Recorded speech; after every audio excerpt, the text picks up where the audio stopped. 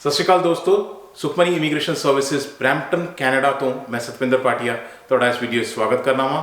ਮੈਂ regulated and licensed Canadian immigration consultant ਹਾਂ। ਅੱਜ ਦਾ ਵੀਡੀਓ ਬਹੁਤ ਹੀ ਸਪੈਸ਼ਲ ਹੈ ਕਿਉਂਕਿ ਅੱਜ ਇੱਕ ਹੋਰ ਨਵਾਂ ਨਿਊ ਪ੍ਰੋਗਰਾਮ ਮੈਂ ਤੁਹਾਡੇ ਵਾਸਤੇ ਲੈ ਕੇ ਆਇਆ। ਜਸਟ ਅ ਕੋਇਨਸੀਡੈਂਸ ਕਿ ਕੱਲ ਵੀ ਨਵਾਂ ਪ੍ਰੋਗਰਾਮ ਆਇਆ ਸੀ, ਬਟ ਕੱਲ ਆਇਆ ਸੀ ਫੈਡਰਲ ਲੈਵਲ ਤੇ। ਸੋ ਅੱਜ ਵੀ ਨਵਾਂ ਪ੍ਰੋਗਰਾਮ ਆਇਆ ਹੈ, ਬਟ ਅੱਜ ਆਇਆ ਹੈ ਪ੍ਰੋਵਿੰਸ਼ੀਅਲ ਲੈਵਲ ਤੇ। PNP ਪ੍ਰੋਗਰਾਮ ਹੈ। ਕੀ ਪ੍ਰੋਗਰਾਮ ਹੈ, ਕੀ ਡਿਟੇਲਸ ਨੇ, ਸਾਰਾ ਕੁਝ ਸ਼ੇਅਰ ਕਰ ਰਹੇ ਹਾਂ।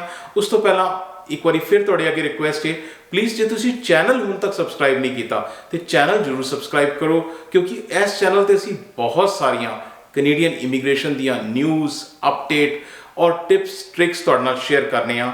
ਸੋ ਵੀਡੀਓ ਪਸੰਦ ਆਏ ਲਾਈਕ ਕਰੋ, ਸ਼ੇਅਰ ਕਰੋ ਆਪਣੇ ਫਰੈਂਡਸ ਔਰ ਫੈਮਲੀਜ਼ ਨਾਲ, ਤਾਂ ਕਿ ਉਹਨਾਂ ਦਾ ਵੀ ਬੈਨੀਫਿਟ ਹੋ ਸਕੇ। ਸੋ ਬਿਨਾਂ ਹੋਰ ਦੇਰ ਕੀਤੇ ਆਇਆ ਸ਼ੁਰੂ ਕਰਨੇ ਆ ਅੱਜ ਦਾ ਵੀਡੀਓ। ਤੇ ਅੱਜ ਜਿਹੜਾ ਹੈਗਾ ਨਵਾਂ ਪ੍ਰੋਗਰਾਮ ਹੈ SINP ਦਾ ਟੈਕ ਟੈਲੈਂਟ ਪ੍ਰੋਗਰਾਮ। ਸੋ ਇਹ ਪ੍ਰੋਗਰਾਮ ਟੈਕ ਟੈਲੈਂਟ ਟੈਕਨੋਲੋਜੀ ਤੋਂ ਟੈਕ ਟੈਲੈਂਟ ਪ੍ਰੋਗਰਾਮ ਹੈ, PNP ਦਾ ਪ੍ਰੋਗਰਾਮ ਹੈ। ਸਸਕੈਚੁਅਨ ਨੇ ਲਾਂਚ ਕੀਤਾ ਹੈ। ਕੀ ਡਿਟੇਲਸ ਨੇ ਅੱਗੇ ਦੇਖਦੇ ਹਾਂ। So Saskatchewan immigrant nominee program SINP ਦੀ ਅਗਰ ਕੈਟੇਗਰੀਜ਼ ਦੀਆਂ, ਇਸ ਪ੍ਰੋਗਰਾਮ ਤੋਂ ਜਾਣ ਤੋਂ ਪਹਿਲਾਂ ਮੈਂ ਤੁਹਾਨੂੰ ਕੈਟੇਗਰੀਜ਼ ਇੱਕ ਵਾਰੀ ਰਿਵਿਊ ਕਰਵਾ ਦੇਣਾ। ਸੋ ਬੇਸਿਕਲੀ SINP ਦੇ ਅੰਦਰ 4 ਮੋਟੇ ਤੌਰ ਤੇ ਕੈਟੇਗਰੀਜ਼ ਨੇ। ਸੋ SINP ਦੀ ਕੈਟੇਗਰੀਜ਼ ਜਿਹੜੀਆਂ ਹੈਗੀਆਂ ਨੇ, ਸਭ ਤੋਂ ਪਹਿਲੀ ਕੈਟੇਗਰੀ SINP ਦੀ ਹੈਗੀ ਹੈ ਇੰਟਰਨੈਸ਼ਨਲ ਸਕਿਲਡ ਵਰਕਰ। ਦੂਜੀ ਕੈਟੇਗਰੀ ਹੈਗੀ ਹੈ ਸਸਕੈਚੁਅਨ ਵਰਕ ਐਕਸਪੀਰੀਅੰਸ। ਤੀਜੀ ਕੈਟੇਗਰੀ ਹੈਗੀ ਹੈ ਤੁਹਾਡੀ farm owners and operators, and ਚੌਥੀ ਐਂਟਰਪ੍ਰੀਨਿਓਰਸ।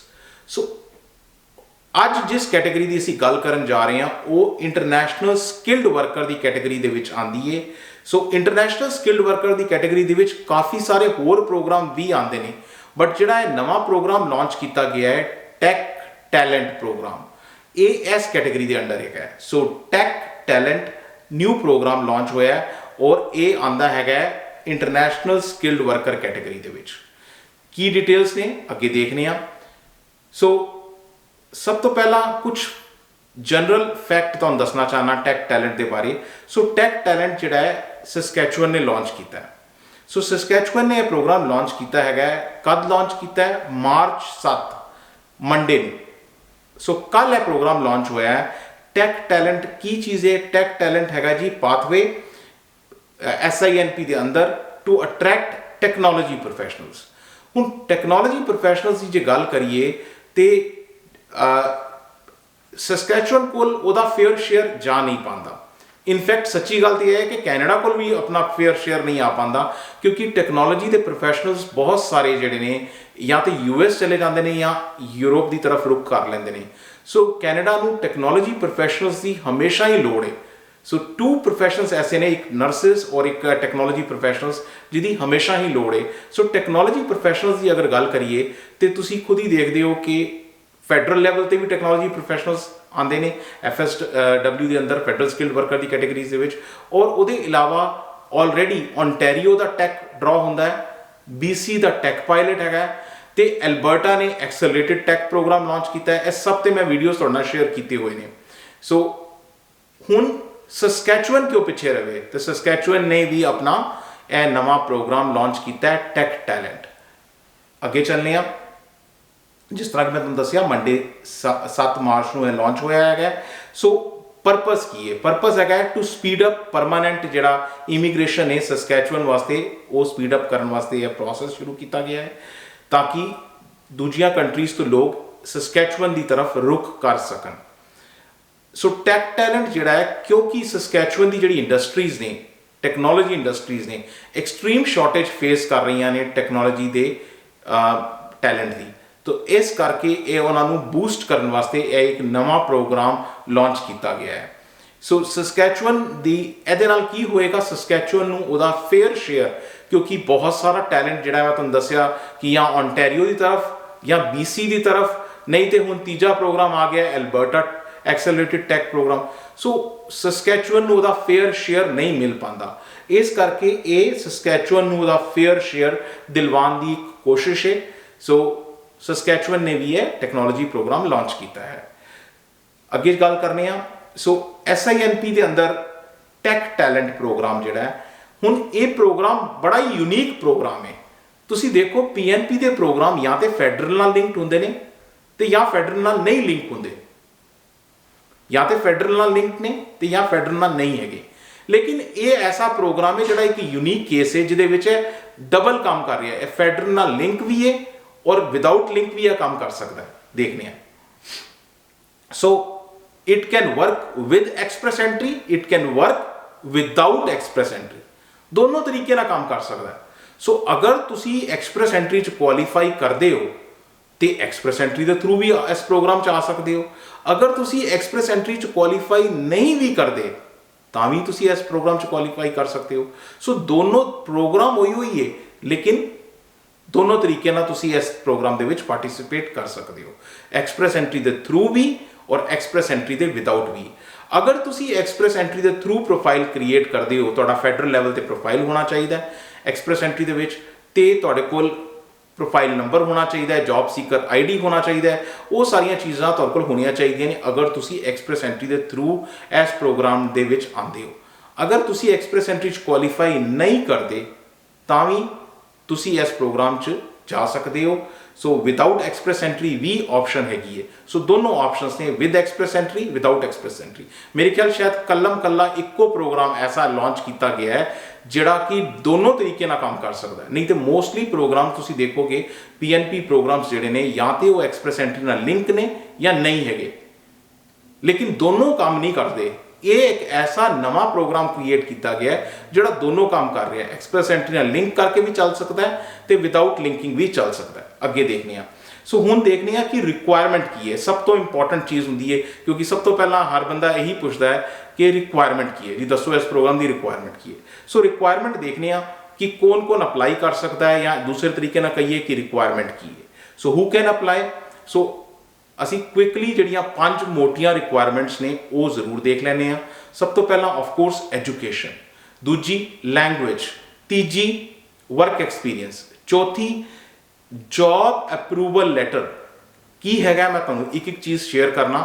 ਸੋ ਪੰਜਵੀਂ lastly you should be eligible for professional licensing. ਇਹ ਕੀ ਹੈ ਇਹ ਵੀ ਤੁਹਾਡੇ ਨਾਲ ਸ਼ੇਅਰ ਕਰਨਾ। ਸੋ ਇੱਕ ਕਰਕੇ ਗੱਲ ਕਰਨੇ ਆ। ਸਭ ਤੋਂ ਪਹਿਲਾਂ ਐਜੂਕੇਸ਼ਨ ਤੋਂ ਸ਼ੁਰੂ ਕਰਨੇ ਆ। ਸੋ ਐਜੂਕੇਸ਼ਨ ਕੀ ਚਾਹੀਦੀ ਹੈ। SINP ਪ੍ਰੋਗਰਾਮ ਦੇ ਅੰਦਰ ਤੁਹਾਨੂੰ ਗ੍ਰੇਡ 12 ਪੋਸਟ ਸੈਕੰਡਰੀ ਤੋਂ ਉੱਤੇ ਦੀ ਐਜੂਕੇਸ਼ਨ ਚਾਹੀਦੀ ਹੈ। ਗ੍ਰੇਡ 12 ਪੋਸਟ ਸੈਕੰਡਰੀ ਤੋਂ ਉੱਤੇ, +2 ਤੋਂ ਉੱਤੇ ਦੀ ਐਜੂਕੇਸ਼ਨ ਚਾਹੀਦੀ ਹੈ। ਕਿਹੜੀ ਐਜੂਕੇਸ਼ਨ ਚਾਹੀਦੀ ਹੈ ਉਹ ਦੇਖਦੇ ਹਾਂ। +2 ਤੋਂ ਉੱਤੇ ਦੀ, ਜਾਂ ਡਿਪਲੋਮਾ ਹੋਵੇ ਤੁਹਾਡੇ ਕੋਲ ਯੂਨੀਵਰਸਿਟੀ ਜਾਂ ਕਾਲਜ ਤੋਂ 2 ਸਾਲ ਦਾ ਮਿਨੀਮਮ, ਜਾਂ ਫਿਰ ਤੁਹਾਡੇ ਕੋਲ ਬੈਚਲਰਸ ਡਿਗਰੀ ਹੋਵੇ, ਜਾਂ ਫਿਰ ਤੁਹਾਡੇ ਕੋਲ ਮਾਸਟਰਸ ਡਿਗਰੀ ਹੋਵੇ। ਸੋ ਕੋਈ ਵੀ ਇਹਨਾਂ ਚੋਂ ਹੋਵੇ, ਬਟ ਮੋਰ ਦੈਨ ਗ੍ਰੇਡ 12 ਚਾਹੀਦਾ ਹੈ। ਖਾਲੀ ਗ੍ਰੇਡ 12 ਨਾਲ ਕੰਮ ਨਹੀਂ ਚੱਲੇਗਾ। ਅੱਗੇ ਚੱਲਦੇ ਹਾਂ।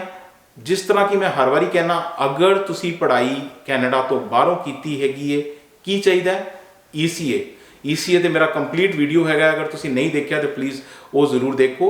ECA ਤੁਹਾਨੂੰ ਪੂਰੀ ਇਹਦੀ ਕਲੈਰਿਟੀ ਦੇਗਾ। ECA ਕਿਸ ਤਰ੍ਹਾਂ ਕਰਨਾ ਹੈ, ਕੀ ਡਿਟੇਲਸ ਨੇ, ਤੁਸੀਂ ਉਸ ਵੀਡੀਓ 'ਚ ਜਾ ਕੇ ਚੈੱਕ ਕਰ ਸਕਦੇ ਹੋ। ਸੋ ECA ਤੁਹਾਨੂੰ ਕਰਵਾਉਣਾ ਪਏਗਾ ਅਗਰ ਤੁਸੀਂ ਪੜ੍ਹਾਈ ਕੈਨੇਡਾ ਤੋਂ ਬਾਹਰੋਂ ਕੀਤੀ ਹੈਗੀ ਹੈ। ਤੇ ਦੂਜੀ ਰਿਕੁਆਇਰਮੈਂਟ ਲੈਂਗੁਏਜ। ਹੁਣ ਲੈਂਗੁਏਜ ਦੇ ਵਿੱਚ ਜਿਸ ਤਰ੍ਹਾਂ ਕਿ ਮੈਂ ਤੁਹਾਨੂੰ ਦੱਸਿਆ ਕਿ ਇਹ ਪ੍ਰੋਗਰਾਮ ਐਕਸਪ੍ਰੈਸ ਐਂਟਰੀ ਨਾਲ ਵੀ ਚੱਲ ਸਕਦਾ ਹੈ, ਵਿਦਾਊਟ ਐਕਸਪ੍ਰੈਸ ਐਂਟਰੀ ਵੀ ਚੱਲ ਸਕਦਾ ਹੈ। ਸੋ ਅਗਰ ਇਹ ਪ੍ਰੋਗਰਾਮ ਤੁਸੀਂ ਵਿਦਾਊਟ ਐਕਸਪ੍ਰੈਸ ਐਂਟਰੀ ਚਲਾ ਰਹੇ ਹੋ ਤਾਂ ਨਾਨ ਐਕਸਪ੍ਰੈਸ ਐਂਟਰੀ ਵਾਲੀ ਕੈਟੇਗਰੀ 'ਚ ਹੈਗੇ ਹੋ, ਤੇ ਤਾਂ ਤੁਹਾਡੇ ਕੋਲ ਕੀ ਆਪਸ਼ਨ ਹੈ? If you are currently working. ਹੁਣ ਇਹ ਬੜਾ ਹੀ ਯੂਨੀਕ ਕੇਸ ਹੈ। ਅਗਰ ਤੁਸੀਂ ਆਲਰੇਡੀ ਕੰਮ ਕਰ ਰਹੇ ਹੋ, if you are currently working, employer ਦੇ ਕੋਲ ਤੁਸੀਂ ਜੌਬ ਕਰ ਰਹੇ ਹੋ, ਤੇ ਲੈਂਗੁਏਜ ਜਿਹੜੀਆਂ ਰਿਕੁਆਇਰਮੈਂਟਸ ਨੇ ਉਹ ਤੁਹਾਡਾ ਇੰਪਲੋਇਰ ਅਸੈਸ ਕਰੇਗਾ। ਅਗਰ ਆਲਰੇਡੀ ਜੌਬ ਕਰ ਰਹੇ ਹੋ ਤੇ ਇੰਪਲੋਇਰ ਅਸੈਸ ਕਰੇਗਾ, ਫਿਰ ਤੁਹਾਨੂੰ ਕੋਈ ਕਿਸੇ ਕਿਸਮ ਦਾ ਲੈਂਗੁਏਜ ਟੈਸਟ ਦੇਣ ਦੀ ਲੋੜ ਨਹੀਂ ਹੈ ਅਗਰ ਆਲਰੇਡੀ ਤੁਸੀਂ ਜੌਬ ਕਰ ਰਹੇ ਹੋ ਤੇ। ਬਟ ਅਗਰ ਤੁਸੀਂ ਕੰਮ ਆਲਰੇਡੀ ਨਹੀਂ ਕਰ ਰਹੇ ਸਸਕੈਚੁਅਨ 'ਚ, ਤੇ ਤਾਂ ਇਨ ਦੈਟ ਕੇਸ ਤੁਹਾਡੀ ਜਾਂ ਤੇ ਇੰਗਲਿਸ਼ ਜਾਂ ਫ੍ਰੈਂਚ ਜਿਹੜੀ ਤੁਹਾਡੀ ਐਬਿਲਿਟੀ CLB-5 ਹੋਣੀ ਚਾਹੀਦੀ ਹੈ। ਕੈਨੇਡੀਅਨ ਲੈਂਗੁਏਜ ਬੈਂਚਮਾਰਕ ਜਿਹੜਾ ਕਹਿੰਦੇ ਨੇ, CLB-5 ਹੋਣਾ ਚਾਹੀਦਾ ਹੈ। ਅਗਰ ਤੁਸੀਂ ਕਰੰਟਲੀ ਜੌਬ ਨਹੀਂ ਕਰ ਰਹੇ, ਜਿਹੜਾ ਇੰਪਲੋਇਰ ਨੇ ਤੁਹਾਨੂੰ ਜੌਬ ਆਫਰ ਦਿੱਤੀ ਹੈ ਉਹਦੇ ਕੋਲ ਅਗਰ ਤੁਸੀਂ ਜੌਬ ਨਹੀਂ ਕਰ ਰਹੇ ਤਾਂ, ਸੋ ਇਹ CLB-5 ਜਾਂ ਹਾਇਰ ਹੋਣਾ ਚਾਹੀਦਾ। ਹੁਣ ਇਹ ਤੇ ਗੱਲ ਹੋਈ ਜੇ ਵਿਦਆਊਟ ਐਕਸਪ੍ਰੈਸ ਐਂਟਰੀ ਦਾ ਕੇਸ ਹੈ। ਇੱਥੇ ਲੈਂਗੁਏਜ ਰਿਕੁਆਇਰਮੈਂਟ ਫਰਕ ਪੈ ਜਾਂਦੀ ਹੈ। ਲੈਂਗੁਏਜ ਰਿਕੁਆਇਰਮੈਂਟ ਜੇ ਤੁਸੀਂ ਐਕਸਪ੍ਰੈਸ ਐਂਟਰੀ ਦੇ ਥਰੂ ਕਰਦੇ ਹੋ, ਤੁਹਾਨੂੰ ਪਤਾ ਹੈ ਐਕਸਪ੍ਰੈਸ ਐਂਟਰੀ ਦਾ ਜਿਹੜਾ ਬੈਂਚਮਾਰਕ ਹੈ ਉਹ ਹੈਗਾ CLB 7। ਸੋ ਐਕਸਪ੍ਰੈਸ ਐਂਟਰੀ ਦੇ ਥਰੂ ਅਗਰ ਤੁਸੀਂ ਕਰਦੇ ਹੋ ਤੇ ਤੁਸੀਂ ਫੈਡਰਲ ਦੀ ਐਕਸਪ੍ਰੈਸ ਐਂਟਰੀ ਦੀ ਲੈਂਗੁਏਜ ਰਿਕੁਆਇਰਮੈਂਟ ਨੂੰ ਮੀਟ ਕਰਨਾ ਹੈ। ਔਰ ਫੈਡਰਲ ਦੀ ਐਕਸਪ੍ਰੈਸ ਐਂਟਰੀ ਦੀ ਲੈਂਗੁਏਜ ਰਿਕੁਆਇਰਮੈਂਟ ਕੀ ਹੈਗੀ ਹੈ ਜੀ? ਫੈਡਰਲ ਦੀ ਐਕਸਪ੍ਰੈਸ ਐਂਟਰੀ ਦੀ ਰਿਕੁਆਇਰਮੈਂਟ CLB 7, ਯੈਸ। ਸੋ ਫੈਡਰਲ ਦੀ ਐਕਸਪ੍ਰੈਸ ਐਂਟਰੀ ਦੀ ਰਿਕੁਆਇਰਮੈਂਟ ਹੈਗੀ ਹੈ CLB 7। ਤੇ CLB 7 ਇੰਗਲਿਸ਼ ਜਾਂ ਫ੍ਰੈਂਚ, CLB 7 ਦਾ ਮਤਲਬ ਕੀ ਹੈ? CLB 7 ਨੂੰ ਕਿਉਂਕਿ ਇੱਕ ਆਇਲਟਸ ਇੱਕ ਪਪੂਲਰ ਟੈਸਟ ਹੈ ਤੇ ਮੈਂ ਆਇਲਟਸ ਦੇ ਹਿਸਾਬ ਨਾਲ ਦੱਸਣਾ, ਵੈਸੇ ਸੈਲਫ ਪਿਪ ਵੀ ਦੇ ਸਕਦੇ ਹੋ, ਲੇਕਿਨ ਆਇਲਟਸ ਦੇ ਹਿਸਾਬ ਨਾਲ ਮੈਂ ਤੁਹਾਨੂੰ ਦੱਸਣਾ। ਆਇਲਟਸ ਦੇ ਹਿਸਾਬ ਨਾਲ ਤੁਹਾਨੂੰ ਹਰ ਇੱਕ ਦੇ ਵਿੱਚ ਮਿਨੀਮਮ 6 ਚਾਹੀਦੇ ਨੇ, ਹਰ ਚਾਰੋਂ category listening, speaking, reading, writing, ਹਰ ਇੱਕ ਦੇ ਵਿੱਚ 6 ਮਿਨੀਮਮ ਚਾਹੀਦਾ ਹੈ। ਸੋ ਇਹ ਹੋਈ ਲੈਂਗੁਏਜ ਟੈਸਟ ਦੀ ਗੱਲ। ਸੋ ਅਸੀਂ ਐਜੂਕੇਸ਼ਨ ਦੀ ਗੱਲ ਕਰ ਲਿੱਤੀ, ਲੈਂਗੁਏਜ ਟੈਸਟ ਦੀ ਗੱਲ ਕਰ ਲਿੱਤੀ। ਇਸ ਤੋਂ ਬਾਅਦ ਤੀਜੀ ਜਿਹੜੀ ਗੱਲ ਹੈ ਉਹ ਵਰਕ ਐਕਸਪੀਰੀਅੰਸ ਦੀ ਹੈ। ਸੋ ਅੱਗੇ ਗੱਲ ਕਰਨੇ ਆ ਵਰਕ ਐਕਸਪੀਰੀਅੰਸ ਦੀ। ਵਰਕ ਐਕਸਪੀਰੀਅੰਸ ਅਗਰ ਤੁਸੀਂ ਸਸਕੈਚੁਅਨ ਦੇ ਅੰਦਰੋਂ ਅਪਲਾਈ ਕਰ ਰਹੇ ਹੋ, if you R applying from within Saskatchewan ਦੇ ਅੰਦਰੋਂ ਅਪਲਾਈ ਕਰ ਰਹੇ ਹੋ, ਕਰੰਟਲੀ ਸਸਕੈਚੁਅਨ 'ਚ ਕੰਮ ਕਰ ਰਹੇ ਹੋ ਤੇ ਫੁੱਲ ਟਾਈਮ ਕੰਮ ਕਰ ਰਹੇ ਹੋ, ਤੇ ਤਾਂ ਤੁਹਾਨੂੰ ਸਿਰਫ 6 ਮਹੀਨੇ ਦਾ ਤੁਹਾਨੂੰ ਜਿਹੜਾ ਹੈ ਉਹਦੇ ਇੰਪਲੋਇਰ ਕੋਲ ਐਕਸਪੀਰੀਅੰਸ ਚਾਹੀਦਾ ਹੈ। If you are currently working in Saskatchewan, ਜਿਹੜੇ ਜੌਬ ਤੇ ਤੁਸੀਂ ਆਲਰੇਡੀ ਅਗਰ ਕੰਮ ਕਰ ਰਹੇ ਹੋ।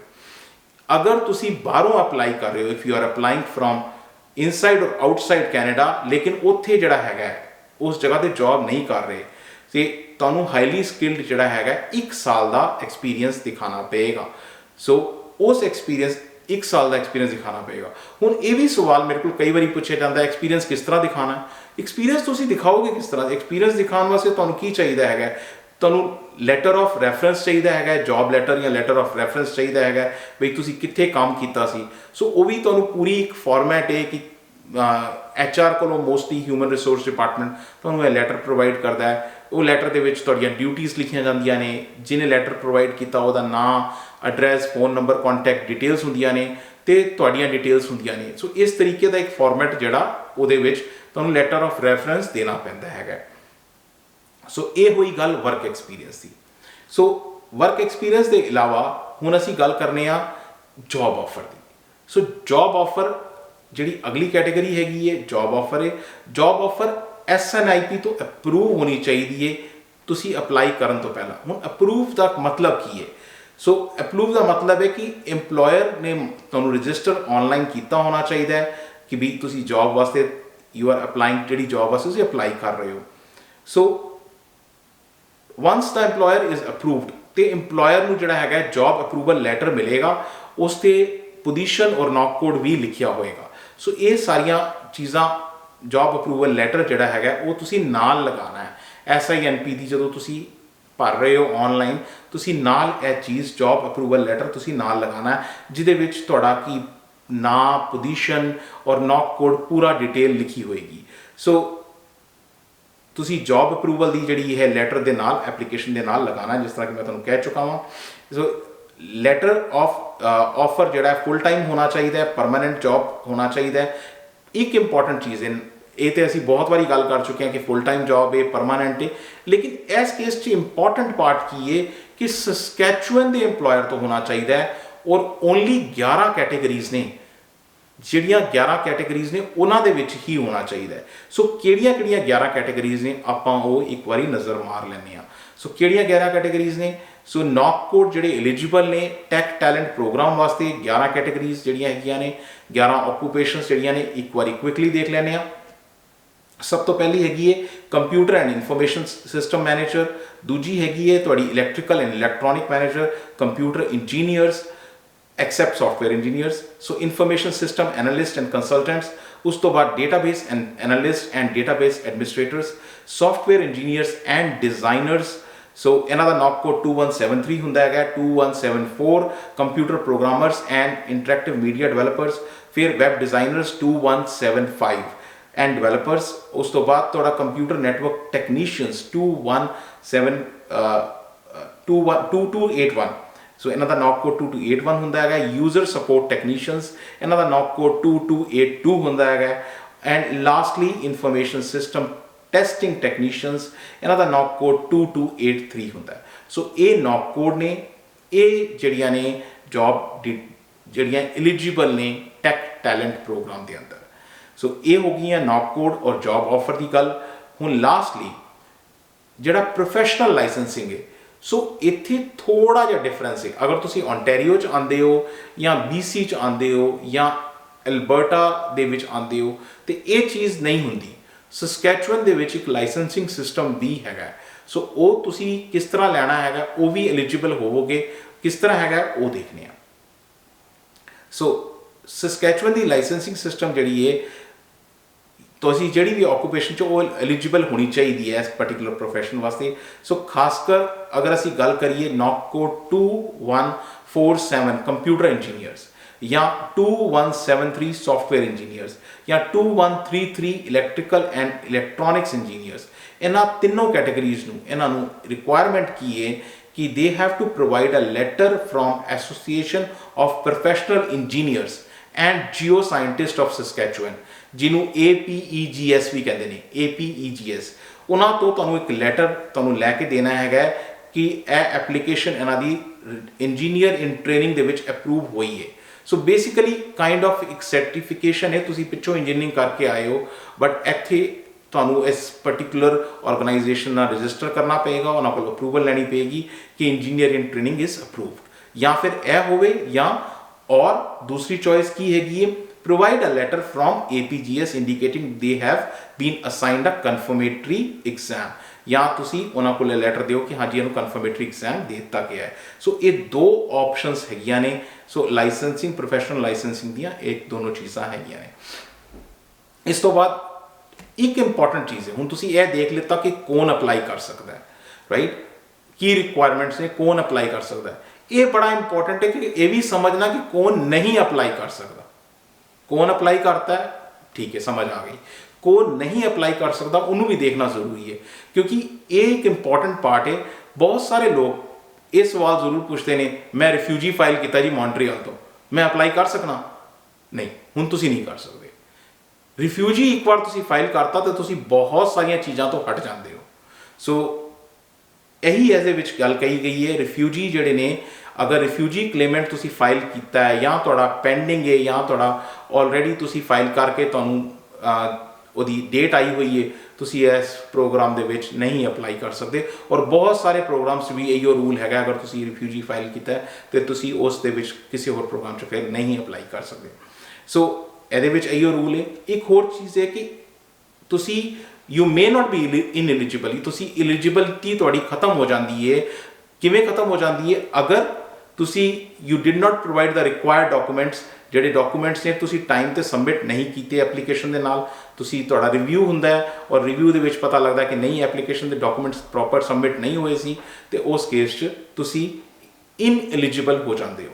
ਸੋ ਜਾਂ ਫਿਰ ਤੁਸੀਂ you are not able to prove that ਕਿ ਤੁਸੀਂ ਸਸਕੈਚੁਅਨ ਦੇ ਵਿੱਚ ਰਹਿਣਾ ਔਰ ਕੰਮ ਕਰਨਾ ਚਾਹੁੰਦੇ ਹੋ, ਲਿਵ ਐਂਡ ਵਰਕ ਇਨ ਸਸਕੈਚੁਅਨ। ਅਗਰ ਤੁਸੀਂ ਇਹ ਪ੍ਰੂਫ, ਕਿਉਂਕਿ ਇੰਟੈਂਟ ਦੇਣਾ ਹੈ। ਅੱਛਾ, ਇਹ ਬੜਾ ਇੰਪੋਰਟੈਂਟ ਪਾਰਟ ਹੈ ਕਿ ਜਦੋਂ ਵੀ ਅਸੀਂ ਕੋਈ PNP ਪ੍ਰੋਗਰਾਮ ਦਿੰਦੇ ਹਾਂ, ਹੁਣ PNP ਦਾ ਮਤਲਬ ਕੀ ਹੈ? ਹਰ ਪ੍ਰੋਵਿੰਸ ਇਹ ਚਾਹੁੰਦਾ ਹੈ ਕਿ ਬਈ ਅਸੀਂ ਤੁਹਾਡੇ ਵਾਸਤੇ ਇੰਨਾ ਕੁਝ ਕਰ ਰਹੇ ਹਾਂ, ਤੁਹਾਨੂੰ ਪੱਕੇ ਹੋਣ ਦਾ, PR ਦਿਵਾਉਣ ਦਾ ਇੱਕ ਰਸਤਾ ਦਿਲਾ ਰਹੇ ਹਾਂ, ਤੇ ਤੁਸੀਂ ਵੀ ਤਾਂ ਇੱਥੇ ਸਟੇ ਕਰੋ। ਸੋ ਅਗਰ ਉਹਨਾਂ ਨੂੰ ਐਪਲੀਕੇਸ਼ਨ 'ਚ ਲੱਗਦਾ ਹੈ ਕਿ ਤੁਹਾਡਾ ਇੰਟੈਂਟ ਨਹੀਂ ਹੈ, ਤੁਹਾਡੀ ਇੱਛਾ ਨਹੀਂ ਹੈ ਇੱਥੇ ਰਹਿਣ ਦੀ ਜਾਂ ਇੱਥੇ ਕੰਮ ਕਰਨ ਦੀ, ਤੇ ਤਾਂ ਵੀ ਤੁਸੀਂ ਡਿਸਕੁਆਲੀਫਾਈ ਹੋ ਜਾਂਦੇ ਹੋ, ਇਨਐਲੀਜੀਬਲ ਹੋ ਜਾਂਦੇ ਹੋ। ਔਰ ਲਾਸਟਲੀ, ਅਗਰ ਤੁਸੀਂ ਕਿਸੇ ਕਿਸਮ ਦਾ ਕੋਈ ਗਲਤ ਇੰਟੈਂਸ਼ਨਲੀ, ਸੋ ਮਿਸਰਿਪ੍ਰੈਜ਼ੈਂਟੇਸ਼ਨ ਦੇ ਮੈਂ ਕੋਸ਼ਿਸ਼ ਕਰਾਂਗਾ ਕਿ ਇੱਕ ਪੂਰਾ ਡਿਟੇਲਡ ਵੀਡੀਓ ਲੈ ਕੇ ਆਵਾਂ, ਕਿਉਂਕਿ ਮਿਸਰਿਪ੍ਰੈਜ਼ੈਂਟੇਸ਼ਨ ਇੱਕ ਬੜਾ ਵੱਡਾ ਟੌਪਿਕ ਹੈ। ਬਟ ਇਹਦੇ ਵਿੱਚ ਵਰਡ ਜਿਹੜਾ ਹੈਗਾ ਇੰਟੈਂਸ਼ਨਲ ਮਿਸਰਿਪ੍ਰੈਜ਼ੈਂਟੇਸ਼ਨ ਹੈ। ਤੁਹਾਨੂੰ ਪਤਾ ਹੁੰਦਿਆਂ ਹੋਇਆਂ ਵੀ ਜਾਣ ਬੁੱਝ ਕੇ ਕਾਈਂਡ ਆਫ ਚੀਟਿੰਗ ਹੈ। ਸੋ ਜਾਣ ਬੁੱਝ ਕੇ ਤੁਸੀਂ ਅਗਰ ਮਿਸਰਿਪ੍ਰੈਜ਼ੈਂਟੇਸ਼ਨ ਕੀਤੀ ਹੈ ਤੇ ਤੁਸੀਂ ਇਨਐਲੀਜੀਬਲ ਹੋ ਜਾਂਦੇ ਹੋ। ਸੋ ਇਹ ਹੈਗੀਆਂ ਨੇ ਪ੍ਰੋਗਰਾਮ ਦੀਆਂ ਡਿਟੇਲਸ। ਸੋ ਨਾਓ ਟੈਕਨੋਲੋਜੀ ਵਾਸਤੇ ਬਹੁਤ ਸਾਰੀਆਂ ਆਪਸ਼ਨਸ ਨੇ, ਜਿਸ ਤਰ੍ਹਾਂ ਕਿ ਆਲਰੇਡੀ ਮੈਂ ਕਹਿ ਚੁੱਕਾ ਹਾਂ। ਫੈਡਰਲ ਲੈਵਲ ਤੇ Ontario tech draw, BC tech program ਔਰ plus Alberta accelerated tech pathway, and ਹੁਣ ਜਿਹੜਾ ਪੰਜਵਾਂ ਪ੍ਰੋਗਰਾਮ ਜਿਹਦੀ ਅਸੀਂ ਗੱਲ ਕਰ ਰਹੇ ਹਾਂ ਉਹ ਹੈਗਾ ਟੈਕ ਟੈਲੈਂਟ SINP ਦਾ ਪ੍ਰੋਗਰਾਮ। ਸੋ ਹੋਰ ਅਗਰ ਤੁਹਾਨੂੰ ਇਸ ਦੇ ਬਾਰੇ ਜਾਣਕਾਰੀ ਲੈਣੀ ਹੈ, ਕੋਈ ਹੋਰ ਇਨਫੋਰਮੇਸ਼ਨ ਹੈ, ਕੁਝ ਚੀਜ਼ ਨਹੀਂ ਤੁਹਾਨੂੰ ਸਮਝ ਆਈ, you can come back to us. ਸਾਡਾ ਆਫਿਸ ਜਿਹੜਾ ਹੈ ਬਰੈਂਪਟਨ 'ਚ, ਔਰ ਈਮੇਲ ID ਔਰ ਫੋਨ ਨੰਬਰਸ ਇੱਥੇ ਦਿੱਤੇ ਹੋਏ ਨੇ। ਵਾਂਸ ਅਗੇਨ ਇੱਕ ਵਾਰੀ ਫਿਰ ਤੁਹਾਡੇ ਅੱਗੇ ਰਿਕੁਐਸਟ ਹੈ, ਜੇ ਤੁਸੀਂ ਚੈਨਲ ਸਬਸਕ੍ਰਾਈਬ ਨਹੀਂ ਕੀਤਾ ਤੇ ਪਲੀਜ਼ ਚੈਨਲ ਨੂੰ ਜ਼ਰੂਰ ਸਬਸਕ੍ਰਾਈਬ ਕਰੋ। So thank you for watching the video. Thank you very much.